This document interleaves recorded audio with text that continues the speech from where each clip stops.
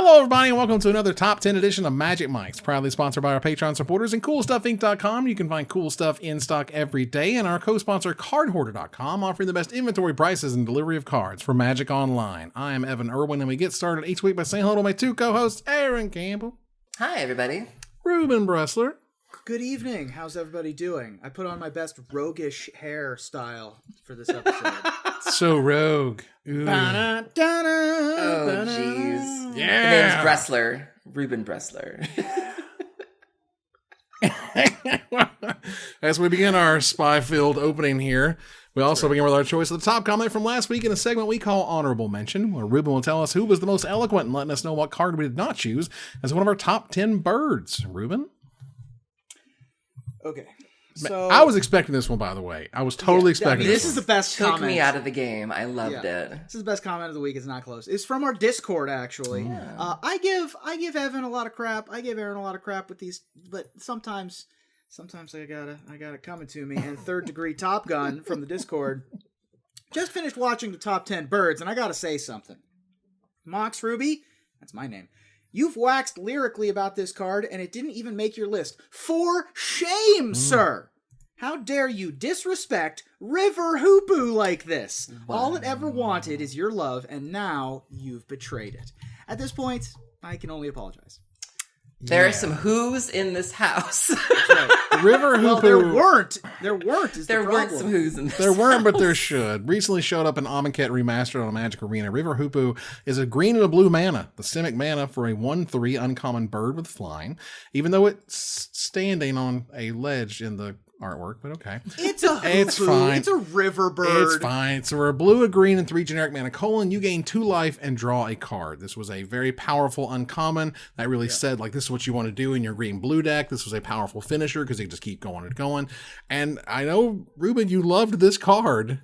Oh my god. We spoke about it many times. There is nothing I love more than dirtling in the fastest environment that's ever been printed. My opponents are playing 3/1s that can't be dealt damage and creatures that have 3/3s that can't be blocked on turn 2. And I'm like, here's a Hoopoo. All right, Ruben. Sure, why not? What? Let's do it. Of your top 10 favorite Hour of Devastation cards, what number was River Hoopoo? I'll say 5. Nope. It was your number 3. Oh, I can't look at this card without thinking about Rhino, because Rhino got this as his preview card, and he made this really cute, like, safari-themed video about it. It was very lovely. Yep. I also can't look at this card without thinking of, there's a song by Christina Aguilera called Woohoo, and the whole song is just her, she's the song, and in the background you just hear woohoo, and I keep hearing it as Hoopoo. I think of the DuckTales theme. Oh! A DuckTales Hoopoo. Every time we're playing. Love it. It says so much about our frames of reference, where I think of Christina Aguilera, you think of DuckTales. I love it. Yep. Absolutely. Well, congratulations to Third Degree Top Gun. Please contact Erin on social media before she blocks you on all of them. We have 32,000 proof. strong. Jesus Christ. 32,000. That's just impressive. Oh, there are one or That's a two city people of- out there with more than me. There was somebody who responded to my tweet this morning that had over 70,000, so I gotta step it up. You can fill a medium-sized stadium with Aaron's block list. You and certainly hopefully could. Not go to it. I'm telling you, I keep saying that one day I'm going to have t-shirts made that says I'm blocked by Aaron Campbell. They'd be a big hit. Well, thanks again to CoolStuffInc.com for sponsoring this giveaway, and stay tuned for our top 10 list this week, and maybe you can win next week's free gift certificate. Because it is time to talk about our top 10 rogues. That's going to be super duper sweet. And let's go ahead and get started here. Moving on to number 10. Aaron, what's your number 10? So I came back to the game in Innistrad block. I had taken a really long break. I came back, and I'll never forget the deck that made me come back. Gavin Verhey used to have an article called Reconstructed or Deconstructed, where he would build decks using cards from the current standard sets. And he made this like green-blue kind of self-mill deck with like Boneyard Worm and Splinter Fright, and I was immediately obsessed. But it also had my number 10, which I really, really enjoy, and I need no excuse to play. My number 10 is Kessig Cagebreakers. So Kessig Cagebreakers is 4 colorless, and a green, originally printed in Innistrad, 3 power, 4 toughness for a human rogue. Whenever it attacks, put a 2/2 green wolf creature token onto the battlefield tapped and attacking for each creature card in your graveyard. So if they're playing a cage or some sort of shenanigans that are preventing you from bringing things out of the graveyard, you can just play this and play a reasonably fair game. Because unless they're removing the cards, those cards still very much have value. And so you do sometimes see this as like a sideboard card in graveyard decks for this very reason, that the cards are still there. And if you want to get value out of them, this is a really great way to do that and close out games pretty quickly. Chrome was a beating in limited. An It was absolute unreal. You don't even need to abuse it. You can just play Magic. And Right, you can just play Magic. It is a 3/4 for 5, so it's a little better if you abuse it, but it still attacks like it's a Hero of Bladehold, basically. It hits hard and will end the game by itself in 1, maybe 2 turns. Yeah, you'd be playing essentially on you're trading and you're chumping and they're trading and they're chumping and then you're like, okay, and this guy, and they're like, wait, how many creatures in your yard? Yeah. Making 5 2/2s or whatever is serious You're playing business. like Armored Scabs and Mulches. That was me. Yep, that's the Screeching Scab, yeah. And then you just attack for 30 or whatever. Yeah. Love it. All right, Ruben, what's your number 10? My number 10 is one of my 3 hires on somebody else's list. I've got wow. 4 hires this week. And Wow. we're not getting to them yet. I do have a number 10, but we'll see them show up in number 9. So, as I whittled down the rogues, and the rogues I liked and the rogues I didn't like, and there was just one there that was, not all rogues need to be flashy. They can be commons. Not all rogues need to do anything, but just sometimes carry the load. Be what you need them to be. Sometimes you just need creatures that happen to be rogues that just bring along some friends. Sometimes you need a goblin instigator who happens to be a goblin rogue who just shows up with a buddy. That's what he does. He's a red and generic mana. Is originally a common from Core Set 2019. It is a creature goblin rogue. And when it enters the battlefield, you make a 1/1 red goblin creature token. 2 mana, 2 tokens. Yep. Ta-da! That's where we're at. That's all you need to do. I have this in my Pashalik Mons deck. This is great with cards like Mimic Vat. This is great with Kiki Jiki. This is exactly what my deck wants. I want token makers, and this is great. Exactly. And it being a creature makes it better than Dragon Fodder or Krenko's Command for the purposes of Muxus Goblin Grande, which just came out in Jumpstart. And Goblin Instigator is part of the God draw of that deck. You go turn 1 Prospector, turn 2 Instigator, turn 3, you have yourself a party. Is what you do. That's right. And this card is spectacular. Very close to my list as well. Yeah, this is one of those like, well, I usually have number 10 sort of be a weird pet card, and I like this one. All right. Let's move on to number 9. Mine is higher on someone else's list. Aaron, do you have a number 9? I do. So speaking of goblins, this is another card that I wasn't sure about. When I first started building my Pashalik Mons deck, I was really looking for ramp in red, which is very hard to do. You end up running things like Runaway Steamkin just because there aren't many great options out there. But I also knew I was playing a goblin deck, and so I wanted to give this card a try. I wasn't too optimistic about it, but it has overperformed for me. My number 9 is Treasure Nabber. So Treasure Nabber is 2 colorless and a red. Is a goblin rogue, originally printed in Commander 2018. 3 power and 2 toughness. It says, whenever an opponent taps an artifact for mana, gain control of that artifact until the end of your next turn. So Commander is a format that lives and dies by its mana rocks. You're all running Commander Spheres and Soul Rings, and so if anybody taps them, you then get to use them. And so that's a really great way to ramp your game. It also pairs well with things like Goblin Welder, where you can just go whoop, and you do things with that artifact. You can sacrifice it to Goblin Engineer or things like that. And so this is a card that I was really hesitant to play, but now I'm so glad that I did. That card's insane. I mean, Soul Ring and Arcane Signet alone would make... Yeah. If there were no other artifacts that existed, this card would be worth it. This card is just super, super dumb in certain games. And it's a good equalizer, too, because you can get this out on pretty quickly, turn 3, maybe even earlier, and then you can just start going to town. Yeah, also there's only one Magic card with Nabber in its title. It turns out it's Treasure Well, Nabber. there is a Napper. But Napper is different than Nabber. So, yeah, Treasure Nabber, and I don't know if Goat Napper is later on the list. That's probably also a rogue, now that I think about it. But Yeah, I mean, goblins and their trickery, their little chicanery. Chicaneries, woo! I love it. I just think I'm like, oh, did you tap that? I'll take. Oh, thank you. Oh, was that it's one? such a fresh Yeah, take on ramp, because typically when you think of ramp, you think of either green ramp, which means you just get a land, or you think of a ritual where you tap one and you get 3 or things like that. But just being able to borrow things, that's really really cool. I'd like to see more of that. Sharing is caring. Absolutely, as they say. Ruben, what's your number 9? My number 9 is a card that I have actually played before, way early when fairies was just starting to be a thing. I saw a list that I desperately fell in love with, and while it didn't last long in the fairies decks, it always makes me happy whenever I see a notorious throng get cast. The throngs. That throng. Yeah, let us see that throng. The throng. Yep. Notorious Throng is 3 colorless and a blue for a tribal sorcery rogue, originally from Morningtide, with Prowl. Wow. Of 5 colorless and a blue, which is, of course, the rogue keyword. You may cast the spell for its Prowl cost if you dealt damage to a player this turn with a rogue.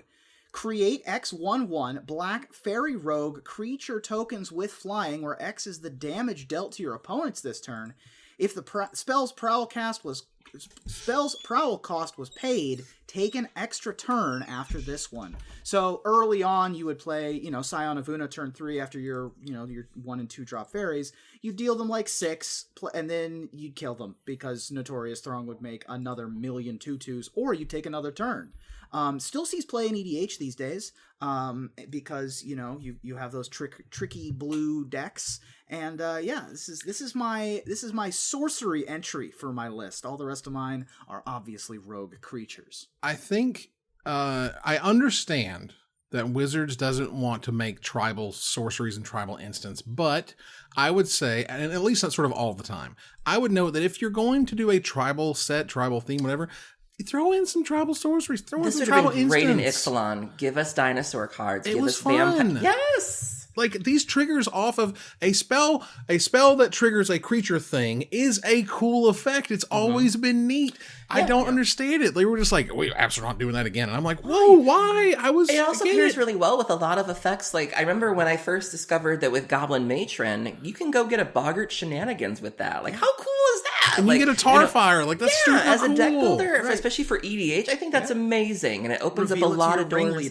Yeah, it opens up a lot of doors for you that you wouldn't otherwise have. Like, I would love to see more of this. Like, absolutely. It feels like when they went to do tribal again, they forgot about changelings, which was a giant miss. And I also think they forgot about how cool tribal sorceries and instants were in that format. It's cool, great. and it also really leans into the tribal thing. When I'm playing a tribal strategy, I don't want to play other cards. Like, I want to lock myself into that. Like, I want to be all goblins all the time. I want to be all merfolk all the time. And when you give us tribal sorceries and tribal enchantments, you really allow us to for the Vorthos reasons of we're leaning into the merfolk. Like, we are being one with our tribe. Like, that's what we want to do. Yeah, it just seems like sometimes they're almost kind of afraid to do something or do a lot of something because they feel like it's going to make a precedent or set an example or whatever. It's also dangerous. Expectations. Right? As we've seen from cards like Mikaeus or cards like Bitter Blossom. When you put a creature type on a non-creature card, weird things can happen. Right, and they screwed up, and it shouldn't have been fairy. It should have been whatever for the enchantment. Should have been rogue. Yeah, should have literally been Bitter Blossom. Should have been tribal enchantment rogue. Yeah. All right. So we're going here to number 8. Aaron, what's number 8? My number 8 is a card that I'm a huge fan of, particularly in aristocrat strategies. I don't recall this ever seeing play in Standard, but in Commander, it's like a $3-4 rare. I never leave home without it, particularly when I'm playing my She-Ray deck. My number 8 is Ogre Slumlord. Oh, boy.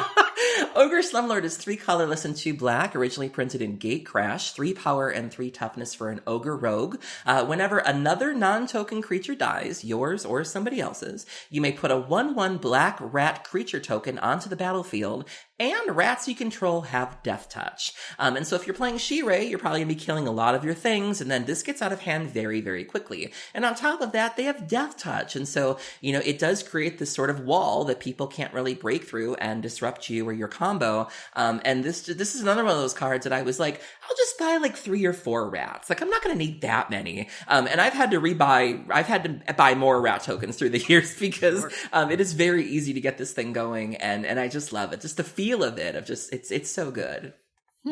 This card certainly seems sweet. Yeah. I don't know what you can do with it. And the city-centric Ravnica flavor of the word slumlord when associated with an ogre that has a bunch of rats. I mean, this card doesn't have any like specific lore around it, but you just look at it, you look at the creature type combo of ogre rogue.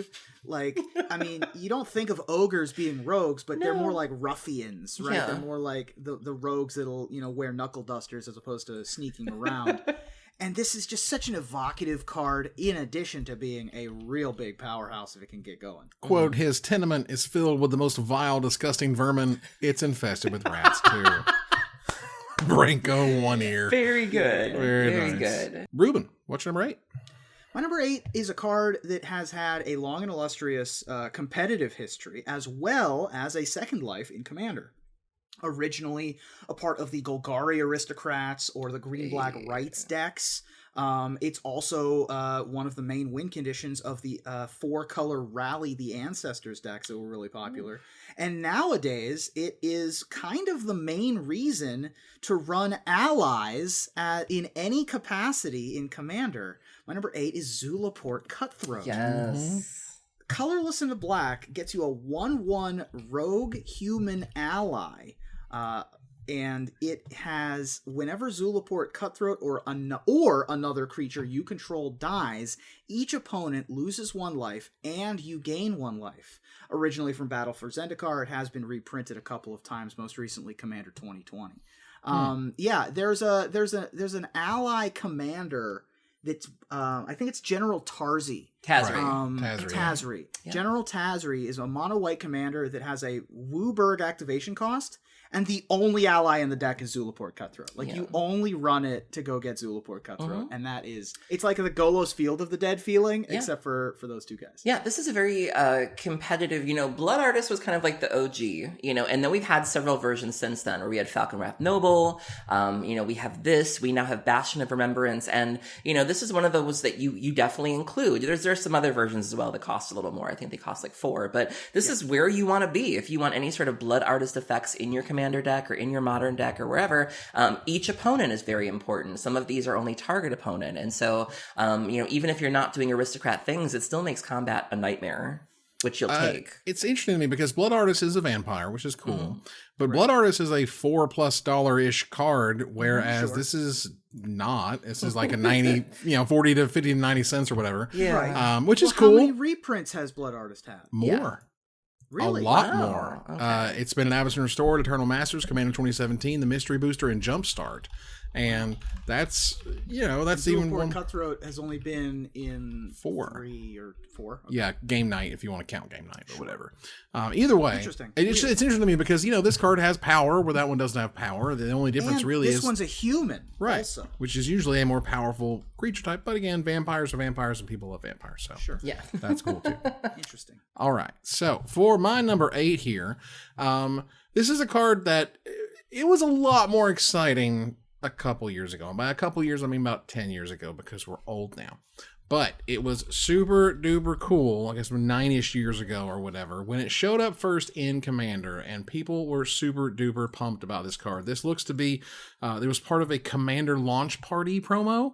Oh, yeah. Yeah, because when you attack with one of your creatures and smack your opponents, you may draw a card thanks to Edric, Spymaster of Trestheart. Oof. The card is great. It's a green, a blue, a generic mana for a 2/2 rare legendary elf rogue, and it does say whenever a creature deals combat damage to one of your opponents, its controller may draw a card. That's pretty awesome. This was one of those cards. I'll never forget the first time I ran into this. I was at GP Atlanta. I think it was like a GP, and it was one run by SCG. I think it was a GP, but either way, they had one of their command zones that SCG used to have before we had actual command zones. And I was playing against somebody who had this, and I didn't attack him. I attacked somebody else. And he was like, oh, you get cards. And I was like, oh, so it's a creature deals combat damage. It doesn't necessarily have to be just yours. It's anybody. And it's multiple creatures. So I was playing Hapatra. I had multiple snakes, and he's like, you get one card for each. And I was like, holy crap, this card is amazing. Card is terrific. Nice yeah. Really good political card for Commander, but it's also just good in one-on-one. It's an awesome way to turn your early Llanowar elves and other useless 1/1s for 1 that helped you on turns 1, 2, and 3 into something later in the game. The elves decks in various formats like Legacy would really like this kind of card and take advantage of it. What's more political than if you just don't attack me, you get to draw cards? Yeah.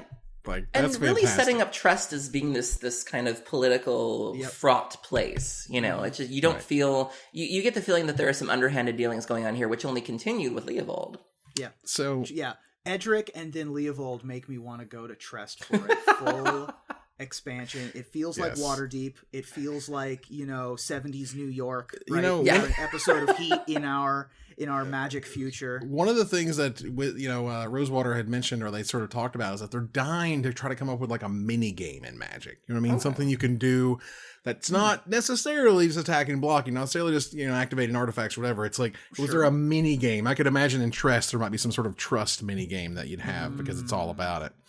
Anyway, let's move on here to number 7. I don't have a number 7, 6, or 5. Those are the rest of my hires, but they get all out of the way, so that's cool. Ruben, what's your number 7?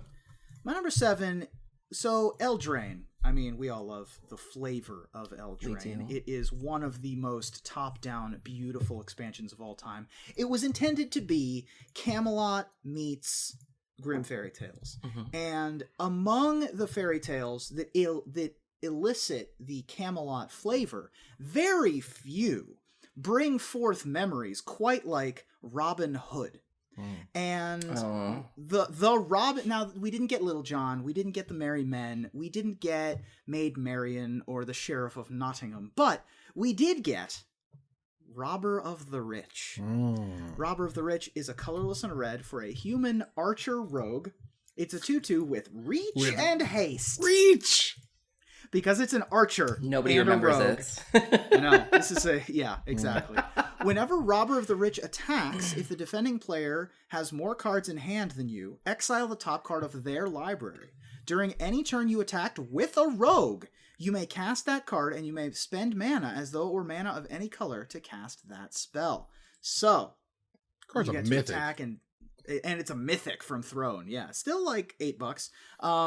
Card is like a staple of the red decks right now. It's like the red card advantage.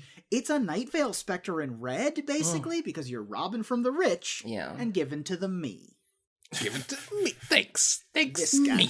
This was the weird. First of all, you can always sort of tell Wizards kind of tips their hand when they make 2 drops that are mythic, and you're like, okay, this is going to be the best thing we can do for 2 mana in this color. Right. I get it, which is fine. And then you're going to get them with that reach every single time if you're not attacking. Sure. They'll run into it every time. Like, I'll block your Healer's Hawk. And you'll be like, what? Yeah, exactly. I'll block your Cloudfin Raptor or whatever. But if you're not attacking with Robber of the Rich, what are you doing? Yeah, what are you doing with your life? Yeah, what's going on with there? I mean, I like the way it plays. I think it's cool. I think it was unique and powerful in many ways, but wasn't overpowering. Its ability is really weird. It helps you recover from mulligans, which is really useful. Right. Almost rewards you in many ways for having them, which is cool too. This card. Yeah, this card's super dope. And again, I like the design of it, that it's powerful, it's cool, but you're not really gonna get the extra cards unless you attack again. Sometimes you have to do the attack into something that's gonna kill it just because you can cast their cool spell. A lot of really cool plays with this one. Aaron, what's number 7? So my number 7 is a card that just came out very recently and won our hearts right out of the gate. This is a card that we didn't know very much about, but we knew that we needed it in our lives. And I haven't heard too much about it since then, but I imagine it has a pretty great home in Commander. My number 7 is Tiny Bones, Trinket Thief. Yeah. So Tiny Bones is 1 colorless and a black, originally printed in Jumpstart. Legendary creature Skeleton Rogue with 1 power and 2 toughness. At the beginning of each end step, if an opponent discarded a card this turn, you draw a card and you lose 1 life. So very black in its card draw. You can also pay 4 colorless and 2 black. Each opponent with no cards in hand, that's each for the Commander players, loses 10 life. So, but the art though is really what won people over. We just had this adorable, tiny, very clearly dead thing because the head was turned almost 180 degrees, running away from this purple fire in what appears to be a market. And just Twitter fell in love with this character instantly. The artist Jason Rainville, shortly thereafter released a Twitter thread talking about Tiny Bones, and how this art came to be. Still goes for over $40 on Jumpstart because Jumpstart's hard to get right now. Yep. I think I saw a couple people playing with Tiny Bones this weekend. Some people have even tried it in 8-rack decks, in I played older against formats. it in historic. Yeah, nice. and so I'm just so glad this card exists, and it's just one of those cards that like I would throw myself down and die for. Yeah. I think it was either Duress or something like that, followed by Tiny Bones, followed by Davriel Rogue Shadow Mage. And yeah, I died very quickly, even though I was playing all of my goblins. It killed me. This was my number 10. Nice. There is no beating Tiny Bones. Tiny Bones must be protected at all costs, and I love Tiny Bones. Yeah. Tiny Bones is insane. This is a Fibble Thip moment where Wizards would do good to just go all in on Tiny Bones, make sure he's in some expansions coming up or some special products. It was specifically that Tiny Bones is they. they. Awesome. Yes. Well, even better. So let's get some Tiny Bones wherever Tiny Bones can go. Give me flavor text mentions. Let me see him in the background stealing stuff, or have them stealing stuff. Grabbing moxes. Yes. And just stealing everything. Please, that would be fantastic. Let's move on here to number 6. Aaron, what's number 6? My number 6 is a card that people got excited about right out of the gate. This time for competitive reasons. We had never seen anything like this before in this particular tribe. And as it so happens, I was also building a commander deck for this tribe. So it was really fortuitous, I think is the word. Fortuitous, right. And That's right. Yep. Okay, making sure. And I'm just really happy this card exists. My number 6 is Conspicuous Snoop. So Conspicuous Snoop is... Look at me, Ruben. I'm picking red... Look at you. Goblins. Look at you. It's called You Gross. two have all the goblins. What's happening here? That's right. So Conspicuous Snoop was originally printed in M21. 2 red for a creature Goblin Rogue, 2 power, 2 toughness. Play with the top card of your library reveals. You got a little future sight action there. You may cast Goblin spells. Note that it says spells. We talked about that tribalness before. You can cast your Tarfires off of this. You may cast Goblin spells from the top of your library. And as long as the top card of your library is a Goblin card, again, not a creature, preferably a creature, Conspicuous Snoop has all activated abilities of that card. So getting card advantage in red, if you're playing Goblins, you're already probably playing a lot of them. And so it shouldn't be hard to get a critical mass to where this is good. This was one of the cards that really enabled the Goblin decks in older formats, like Modern, like Legacy. All it takes is really one card to make a strategy viable. And, this combined with Muxus, really pushed it over the top. And this is just one of those cards that people were like, we're onto something here. Like, you could do some dumb things with this. And, whether you're pairing it with Mog Fanatics or playing it in EDH or pairing it with Muxus, it's just a card you absolutely want to have. When I was playing Goblins before Jumpstart and M21 came out, I was like, we're very close. We are very close to a good deck here. Needed a finisher. We've got Matron. Right. We've got Matron. We've got the 1-drop we need. We need another 2-drop, and we need something at the top end. Because Siege Gang Commander isn't exactly doing it, right? Right. And then we got Muxus, and we got Conspicuous Snoop. And it's like, all right, we did it. We're here. We got everything we needed. Because previously what we were doing was like Grim Gully and Zerta Goblin, which is fine. Yeah. It's not great. It's not great. Right? But and then but that was also playing green, and it didn't really work. Right. Now you can stay mono red. You've got the full engine. You've got nothing but goblins and lands in your deck, so the Snoop is insane, and it is just one of the best feelings. Also, that last activated ability thing, boy, there is no better feeling when you go turn 2 Snoop, reveal Krenko past the turn. Oof. Oh, The vapors. upkeep, make a goblin. Oh. Oh, Do you need a minute? dear, The vapors. I need a The minute. vapors. Or like you get your Muxus and you put a Snoop into play, and then the top card of your library is a prospector. Oh, ooh, dear. Oh, I have the vapors. I need someone to get me my fainting couch. All right, Big so glass of water. I have a specific request for our editor here to just put up a blank, nice Magic Mike's background. And I want you to put up the big word goblins. And then it says Evan 1, Aaron 1, Ruben 0. How does that even happen? Yeah. I don't understand. Ruben, what is your number 6?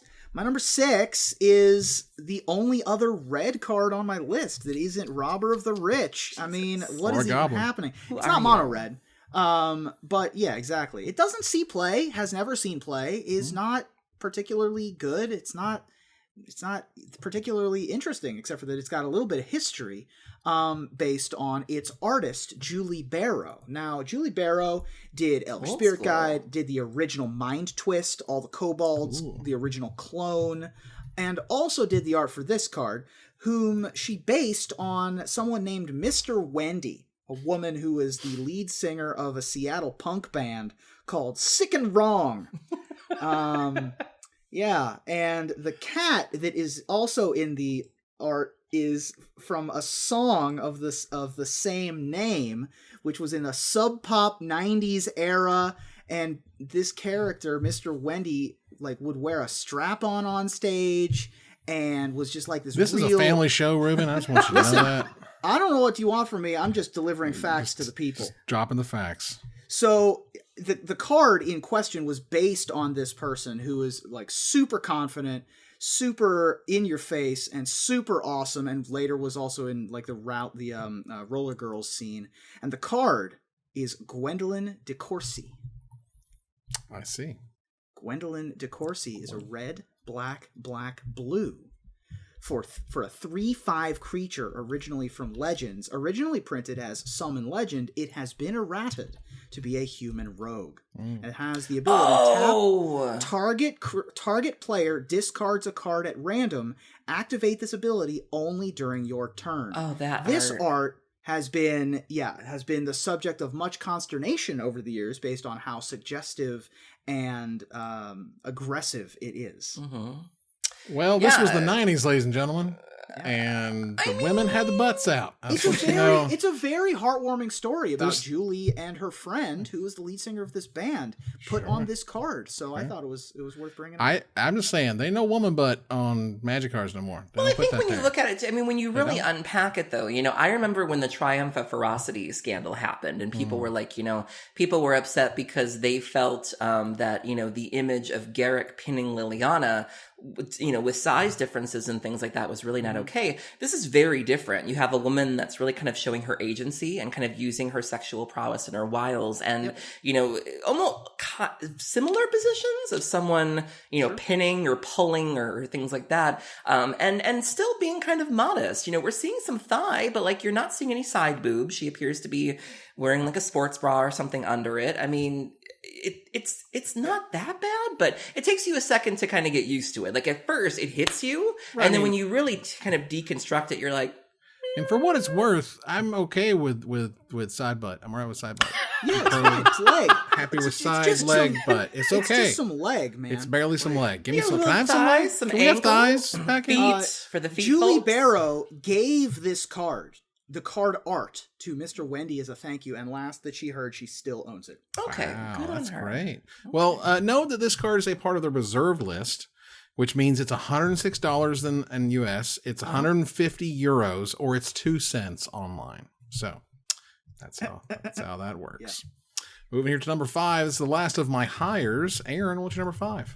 So now we're starting to get into cards that are seeing or have seen some serious competitive play. And my number 5 is just a nightmare of a card. It's a card that you immediately need to deal with. And compared with the other tools in this deck's arsenal, that can be very difficult indeed. My number 5 is Blighted Agent.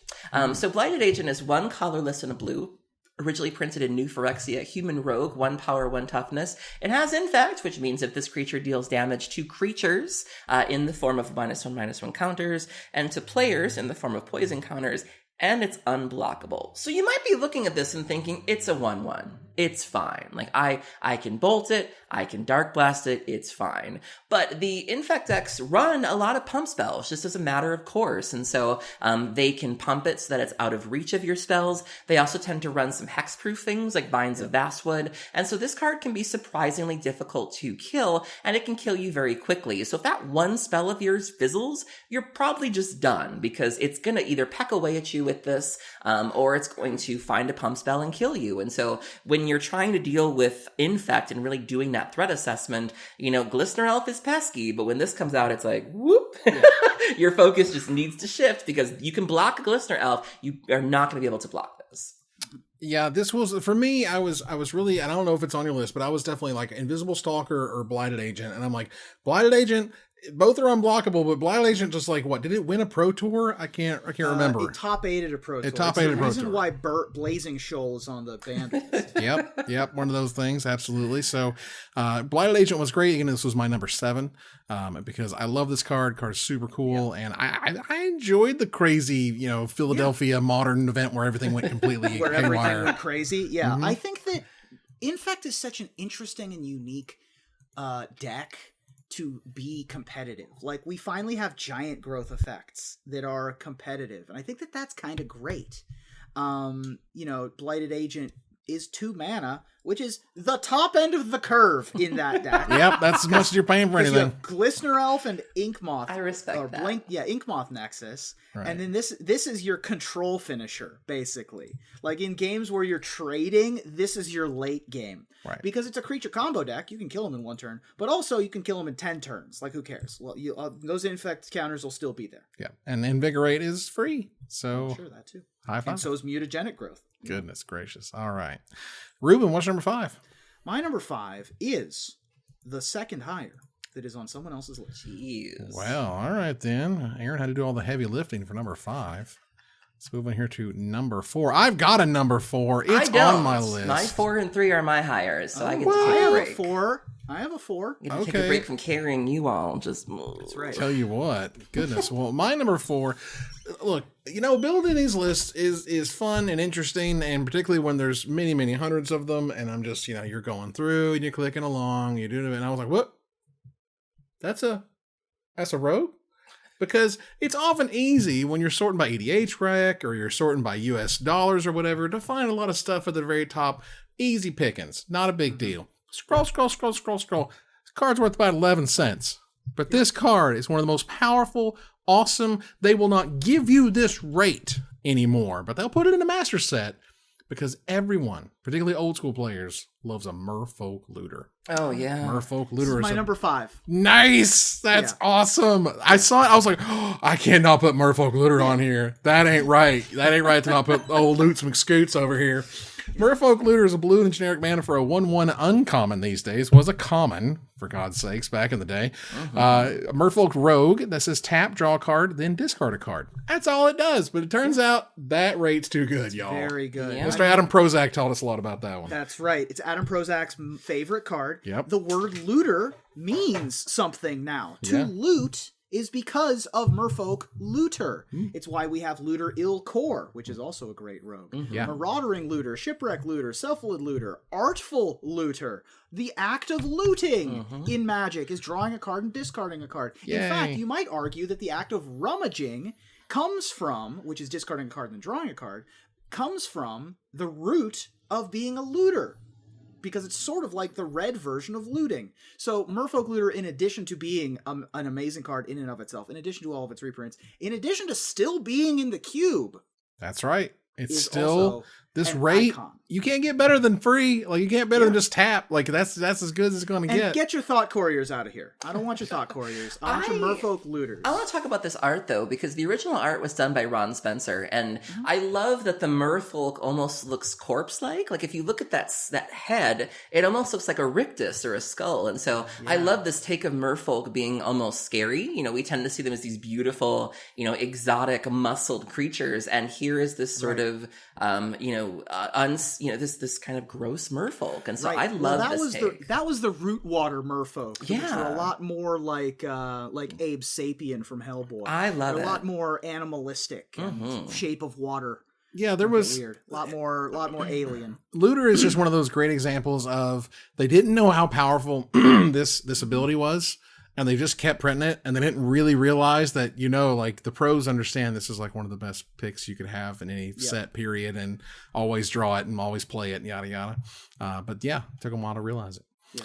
Ruben, what is your number 4? My number 4 is a card that it took a while because it grew up in the shadow of another card. And whenever you get printed and you have stats in common with an icon, you're gonna get overshadowed. You have big shoes to fill. And this one could not fill those shoes exactly. But a couple months later, it won the Pro Tour in the hands of Seth Manfield when he won Pro Tour Ixalan with Sultai energy, thanks in large part to Glint Sleeve Siphoner. Yeah. Ooh. Glint Sleeve Siphoner, colorless and a black for a 2/1 human rogue with menace. Whenever it enters the battlefield or attacks, you get an energy. And at the beginning of your upkeep, you may pay 2 energy. If you do, draw a card and lose a life. Obviously, the parallels to Dark Confidant were there. Others have failed to live up to the Dark Confidant mantle, including Pain Seer, Asylum Dark Seeker, Tutelage. yeah. Asylum Seeker's another one. And people saw Glint Sleeve Siphoner and said, oh, it's another Bob wannabe. This is never going to get there. But a couple months later, Aether Revolt, energy, and it draws you a card. Mm-hmm. It's got menace. It's tough to deal with. The blocks start stacking up. You start getting the advantage. You get your Rish cars. You get your 2-drop, 3-drop, 4-drop curve going, and it's tough to stop the Siphoner, and it just keeps fueling you up while dealing them damage, being tough to deal with. And it proved itself to be a powerhouse. Yeah, even if you're not attacking, people forget that, the energy all feeds into itself. So the harness lightnings and the blue spell, the stroke of geniuses, and the, before the ramp spell was banned, the green spell, it all feeds into this. And so, if you don't need that energy for the spell it's attached to anymore, pour it into this. And the energy from this can be used into that. And that's what helped make this so dangerous. Yeah, what's the lay of the land that gave you energy? I can't remember that one. Attune with Ether? Attune with Ether. Banned? Yes, that was banned. Because again, imagine your turn 1 attune is going to fix your mana to make sure you hit your turn 2 Glint Sleeve Siphoner, and you already have the energy to activate it once. That's so ridiculous. The thing with energy is that it was a resource that couldn't be interacted with, but more importantly, it was a resource that you could fully pool into whatever was most important. So you could pull all of the energy into drawing cards. You could pool it all into 1/1s from Whirler Virtuoso. You could pool it all into your Harness Lightning to kill a troublesome creature. You could put it anywhere it needed to go. And so that versatility was insane. One of the things that Wizards does these days, and it's been for a very long time now, is that you don't mess with resources. You cannot destroy lands, or if you do, it's usually symmetrical and you both get lands with Ghost Quarter and stuff like that. Not okay. And it feels like that thinking just got put on energy. We can't take energy away. We can't mess with energy or stop energy or steal energy or whatever. When I think they absolutely should have. We should have been stealing energy back from each other, giving it to places, taking it from places, having weird hate cards all over the place. Any other resource. I mean, you can make someone's life disappear. You can rip cards from their hand. You can destroy their lands. But you just had no way to interact with energy. It was wild. It was weird, right? If there was a world of basically energy and almost anti-energy stuff, it kind of sets them apart in that way, but at least you got something to fight it, because we live in a world where you did energy leak or power outage, siphon, power outage. Ooh, I love it. Just how was there you made a world with energy that just was always on? How was that possible? What was the name of the Michael Jackson Goofy that was in the Goofy movie that did Eye to Eye? Wasn't he Power Outage? I'm not sure. Wasn't he the Eye to Eye? No, I would just, somebody just a 2-mana green creature that stole the energy and got +1/+1 counters for each one you stole type thing. Just give me some weird hate, because with no hate, it just ran over everything, and this card was amazing. All right, let's move on here to number 3. Aaron, what is your number? You don't have one. 4 and 3 are higher, yep. But Ruben, what's your number 3? This is my last hire. So, Evan, you actually can have the floor all to yourself. I get to do the heavy lift on number 3. This is great. Now, look, these days, it's not quite the hot fire it used to be. This card used to be stupidly expensive. I mean, like, stupidly expensive. It was an uncommon and friggin' plane chase, and it got to be like $30 or something crazy. Yeah. For Shardless Agent that Yeah. basically ran part of the Cascade deck My at number the 4. time. Nice. We were very, very close. This card is so cool.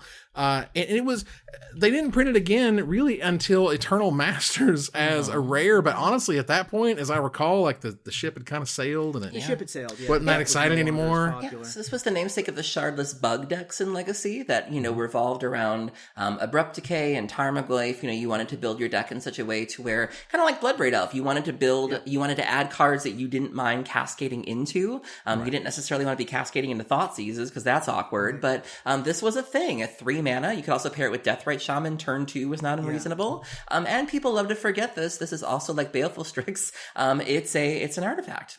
So for those who don't know, it's a green, a blue, and a generic mana for an uncommon 2/2 human rogue. And it just says one word, Cascade. When you cast this spell, exile cards from the top of your library until you exile a non-land card that costs less. You may cast it without paying its mana cost. Put the exile cards on the bottom of your library in a random order. So a free Tarmogoyf, a free Brainstorm, a free Baleful Strix. I will never forget. I was at the Invitational in Los Angeles, the Star City Games Invitational in LA. And I watched Jerry Thompson play a Brainstorm, put 2 cards back on top, play a Shardless Agent, and reveal an Ancestral Vision. And my brain was like scattered on the back of the wall. I was like, wow, this is some like 8th level garbage. We're playing Ancestral Vision in Legacy now. And it was just one of those moments where I saw the future. Right. It was like I was at a pro tour and I saw Patrick Chapin play a Gurmag Angler in like old extended, and I was like, "What is happening?" But I saw the future. You know what I mean? And it was one of those same moments with Shardless Agent for sure. It was just such. I will just never. It was surreal in Paris at the Pro Tour, and they're like, "What are we going to call this deck?" And Chapin goes, "We're calling it Cawblade." And it was just like, oh, it was so good. It was just such a moment because I knew that deck was just stupidly powerful.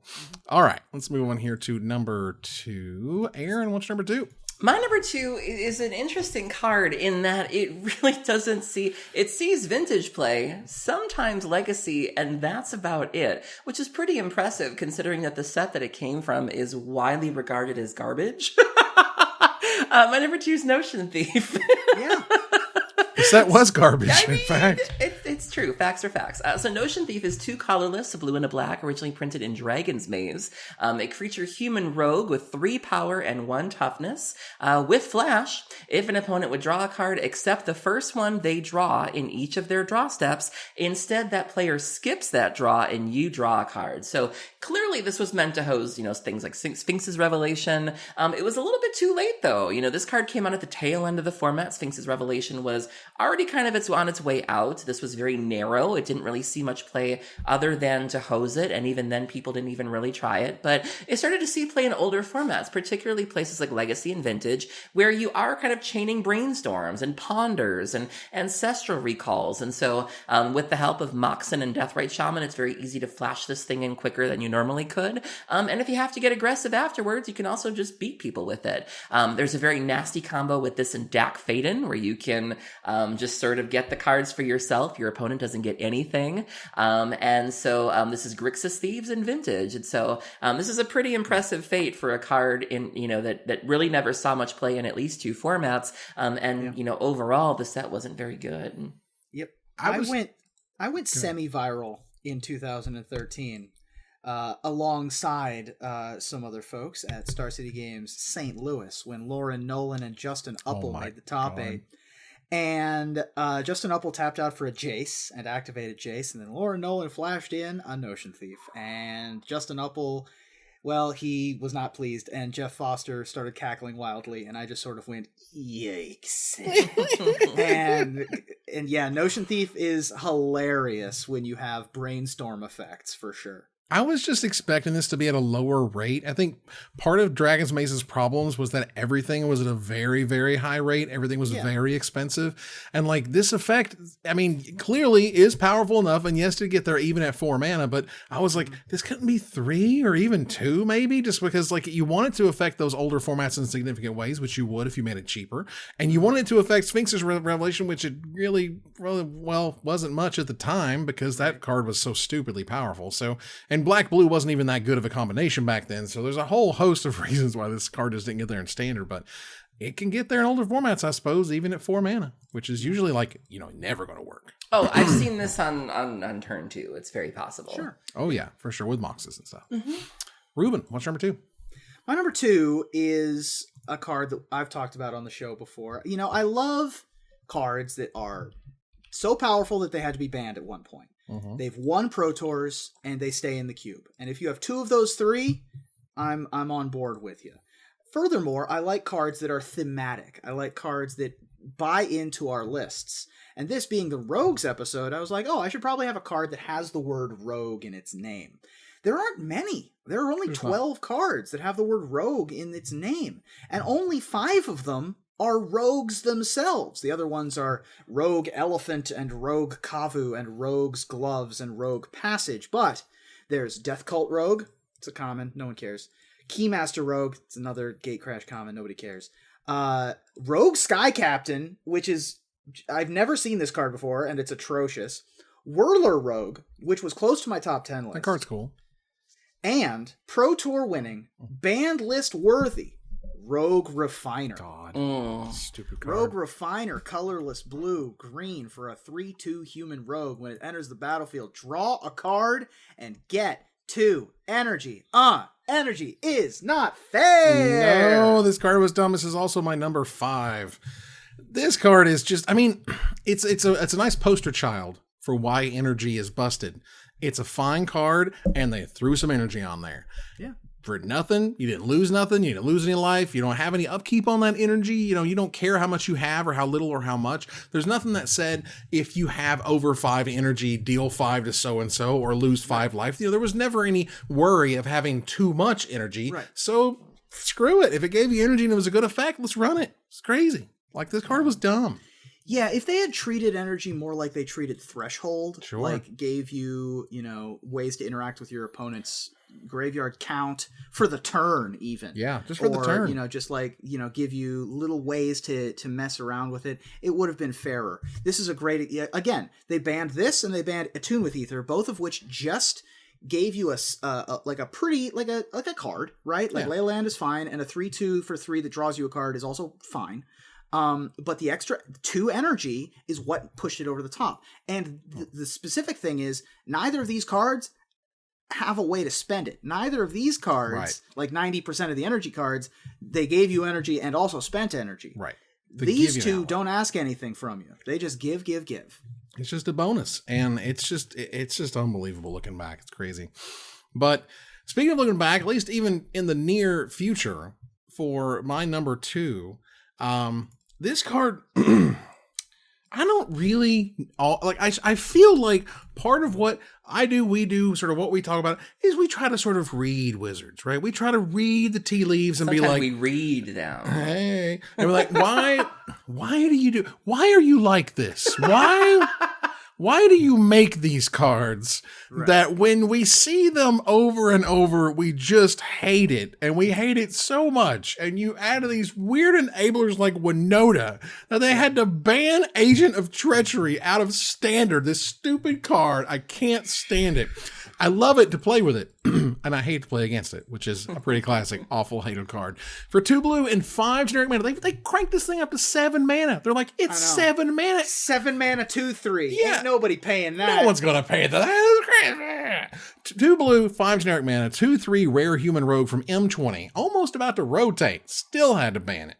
When it enters the battlefield, you gain control of target permanent, but we're not done. Because this is 2019 at the time, and they needed their creatures to do something else. At the beginning of your end step, if you control 3 or more permanents you don't own, draw 3 cards. What in the hell were they thinking? Yeah, What? With so many clone effects in the environment, To what be Noda fair- puts on humans I mean, in the to battlefield. be fair, this does cost seven. $7 Like this million. is not $7. prohibitively costed. It is very Like, expensive. And for a long time, the way that you got Agent of Treachery, which by the way was my number 3, into play, Nice. was you paid retail. You played Uro, you played Cavalier of Thorns, you went and you played your Elvish Reclaimers. Or you waited Like, till you had 7 lands with fire. Yeah, I mean, you still had to exactly. wait, but Yeah. But then Winota and other ways to cheat it happened. What were they And thinking with that was- Winota? I played Honest to my God. only real experience with this card was in the Throne of Eldraine early access event. I paired this with the Cauldron, so I would put it in my graveyard and then be like, "Whoop!"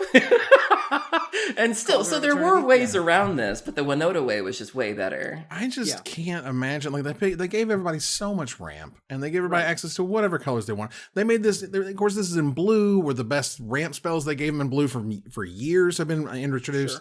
Oh my God, there's just so much around this Conqueror's card. Death. Yeah, I mean, there's so many ways to abuse it that it just ended games by itself. And the other thing is, we talked earlier about not interacting with lands.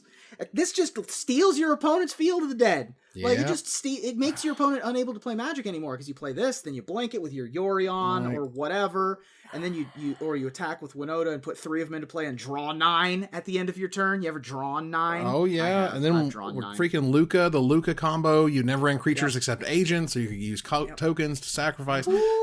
Absolutely ridiculous. That said, we move here to our number 1. Aaron, what's your number 1? I didn't want to have to do this. Like, this is a card I just don't know why it's as good as it is. I don't personally like seeing it, but you can't deny the immediate and far-reaching impact that this card has on multiple formats. You know, this is a card that is main deckable, going all the way back to vintage. You can't say that about a lot of cards. My number 1's Brazen Borrower. Why? It's a damn good Magic So card. Brazen Borrower was originally printed in Throne of Eldraine. It's 1 colorless and 2 blue, creature type fairy rogue. So it's got 2 sides to it. It's one of those newfangled adventure cards. On the left side, you have Petty Theft, which is 1 colorless and a blue for an instant adventure. Return target non-land permanent and opponent controls to its owner's hand, which is hella pesky. And then the other side is Flash and Flying. Brazen Borrower can block only creatures with flying. So this is a really great tempo card. You bounce what somebody's worked so hard for, and then when the time is right, you bring in this admittedly fragile creature, and then you beat him down with it. This sees play in Standard, in Modern, in Legacy, in Vintage. I don't know much about Historic or Pioneer, so you can let me know if it's seen play there. Oh, yeah. But just to come out of the gate so strong and see play in multiple formats, and just to be so unpleasant to play against, it's just like, this card is really... And I think you had mentioned, Evan, that you don't think this was the original form. Like, you think there might have been some tweaks. Look, Wizards came out originally, and after, like, basically, Petty Theft sounds like you stole something, right? It sounds like you took something. Like, sounds like you took a food or whatever it would be. And you look at that art, too. And that art, they clearly are flying away with somebody's something. When in Magic do they represent that as bouncing something to your opponent's hand? Like, I've just not seen it. And Wizards is like, that was the original ability. Well, then your naming sucks. And I'm sorry, you shouldn't have called it Petty Theft because it doesn't make any damn sense. Yeah, they could have named it Chicanery. I would Something. much rather that. Yeah, you know, whatever. Shenanigans. Yeah, Brazen... Yeah, well, they already have that one, and that's a dredge card. Brazen Borrower was unreal. When Fires of Invention was around, whoever had the most Brazen Borrowers typically won that game because you would just bounce their fires, and then you would tempo them out, and then you could attack them for 3 with very difficult to deal with damage because they couldn't play spells at sorcery speed. And so this card was extremely good then and still, because just by itself is a clock, it's a tempo card. It's a lot of value. It slices, it dices, it does everything. Absolutely. So this card was my number 9 because I love me a Brazen Borrower. Ruben, what's your number 1? Again, you win a Pro Tour, you get on my radar. You win 2 Pro Tours, you get on my radar. You get another friend of yours banned from a format, you get on my radar. You stay in the MTG cube since Lorwyn, Wow. you get on my radar. You know. My number 1's Pester Mite. That's right. Another Fairy Rogue. Yeah. 2 colorless and a blue for a 2/1 with Flash and Flying. I mean, Fairy Rogues with Flash and Flying, what are you going to do? When it enters the battlefield, you may tap or untap target permanent. Pester Mite came along before Deceiver Exarch. This is the OG. This is the one that combos with Kiki Jiki back in the day when you had those weird Revelark decks in Old Extended. And then, oh, by the way, Splinter Twin comes along and oops, accidentally the everything all the time. Deceiver Exarch and Twin might get the headlines because they were in Standard together, and having 4 toughness means you don't get bolted. But Pester Mite flies, and it's the original. It's the OG. You know, you have Splinter Twin is amazing with this. This was in the queue before, so you can get either Kiki or Splinter Twin. Ideally, you get both, so you can run the full combo with Exarch in your cube deck as well. Like, it's possible in certain cubes. It's possible. And it's fantastic. It's just a good like value creature. Would untap a land or would untap another blocker or whatever in the combat. You know, you play it and you tap down the land they have untapped that they're depending on to have a counter spell or whatever. Yeah, right. Tap down their blockers and in their turn. Like, there's a whole variety of ways that you can make this play really interestingly, but it's also one of those effects that if you get it for free and you're able to make a copy of it, well, you just kind of went nuts, and it was awesome. This was my number 6. Love me a Pester Mite.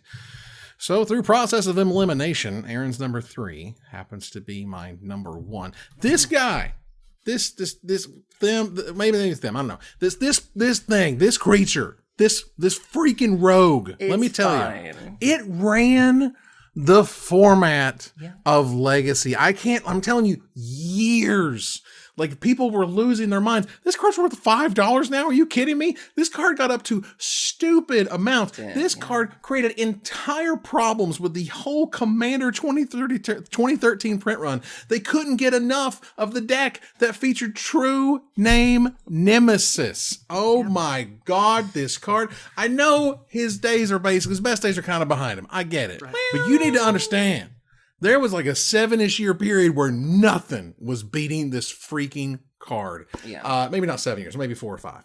Anyway, True Name Nemesis is 2 blue and a generic mana for a, now mythic, thanks to Battle Bond, mythic merfolk rogue. It's a 3/1. As True Name Nemesis enters the battlefield, choose a player. True Name Nemesis has protection from the chosen player. This creature can't be blocked, targeted, dealt damage, or enchanted by anything controlled by that player. This thing was nuts. I'm telling you, it was absolutely nuts. This was, like you said, this is my number 3. And, for a card, it's very rare to have a card break out from the set and have it have the longevity that this card did. I obviously didn't care because I was playing Dredge, but but for the rest of the format, you were bringing in like Golgari charms. Like, you were just bringing in the most obnoxious things. Doing what you could. To try to deal with this card. And but every single time, I mean, it was just and it's a merfolk as well, so it slots into your legacy merfolk decks for those of you that enjoy that sort of thing. And this was typically played in the Stoneblade strategies. So you'd pair this with Stoneforge Mystic, strap a Jit on it, strap a Batter Skull on it, and just go to town. This card, like it's $5 now, but to show you kind of how warping it was to only be in a commander deck.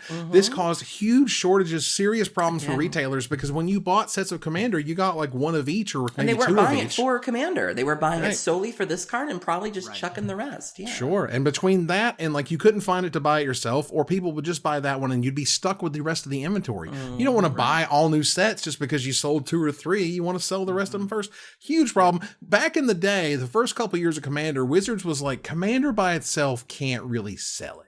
We got to put stuff in Legacy and maybe Vintage and get a little crazy. Strix, they gave us Shardless Agent. They gave us True Name Nemesis. Right. I don't think they were expecting it to be as strong as it was, though. Like, I think they wanted to give us a treat, and we made it a meal, and we were like, it turned into a whole thing. A whole last meal. Yeah. The whole, in front of God and everybody.